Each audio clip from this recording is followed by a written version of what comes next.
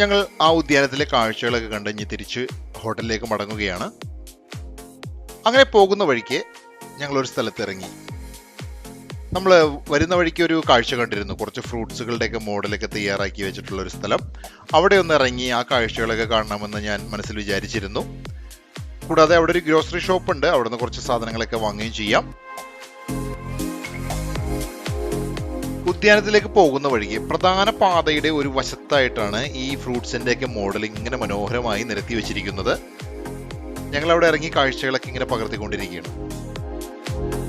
Cement കൊണ്ടോ അല്ലെങ്കിൽ plaster of Paris കൊണ്ടായിരിക്കാം ഇതൊക്കെ ഇങ്ങനെ നിർമ്മിച്ചിരിക്കുന്നത്. എന്തായാലും നല്ല ഫിനിഷിംഗ് ആണ് കാണാനായിട്ട്.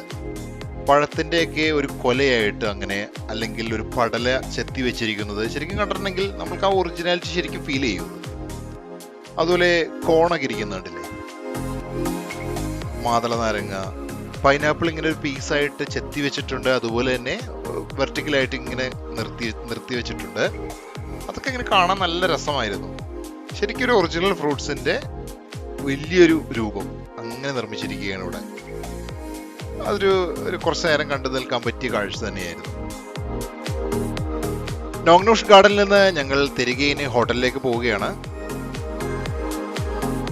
ഞങ്ങളുടെ എല്ലാ പ്രോഗ്രാമെല്ലാം കഴിഞ്ഞപ്പോൾ ബിയ കാർ പാർക്ക് ചെയ്യുന്ന സ്ഥലത്തേക്ക് വന്നിരുന്നു. അവൻ ഫോൺ നമ്പർ എനിക്ക് തന്നിരുന്നു. ബിയ എവിടെയോ അവൻ്റെ ഫ്രണ്ടിൻ്റെ വീട്ടിൽ കിടക്കുകയായിരുന്നു. അപ്പോൾ ഞങ്ങൾ ഇവിടെ സ്പെൻഡ് ചെയ്യുന്ന സമയം കൊണ്ട് അവൻ അവിടെ വിശ്രമിച്ചു. അതിനുശേഷം ഞങ്ങൾ വിളിച്ചപ്പോൾ ഇവിടെ വന്നു. ഇപ്പോൾ ഞങ്ങൾ തിരിച്ചു വന്ന നമ്മൾ അതേ വഴി തന്നെ പോയിക്കൊണ്ടിരിക്കുകയാണ്. സുഖുംവിറ്റ് എന്ന എക്സ്പ്രസ് വേയിലൂടെ കടന്നു പോകുന്നു.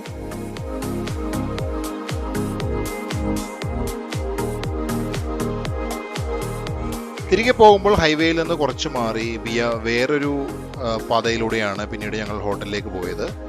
സെൻട്രൽ പട്ടായയിലോട്ട് തന്നെയാണ് നമ്മൾ പോകുന്നതെങ്കിലും ഹൈവേ ഒഴിവാക്കി തായ്ലൻഡിൻ്റെ മറ്റു ടൗൺ ഏരിയയിലൂടെ ഞങ്ങളിങ്ങനെ പോവുകയാണ്.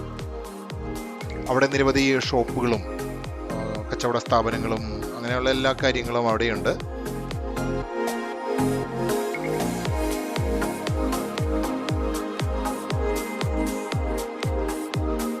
ഇതാണ് ഹോട്ടൽ റോയൽ പാലസ്. ഞങ്ങൾ ഇനിയുള്ള 3 ദിവസം ഈ ഹോട്ടലിലാണ് ഞങ്ങൾ താമസിക്കുന്നത്.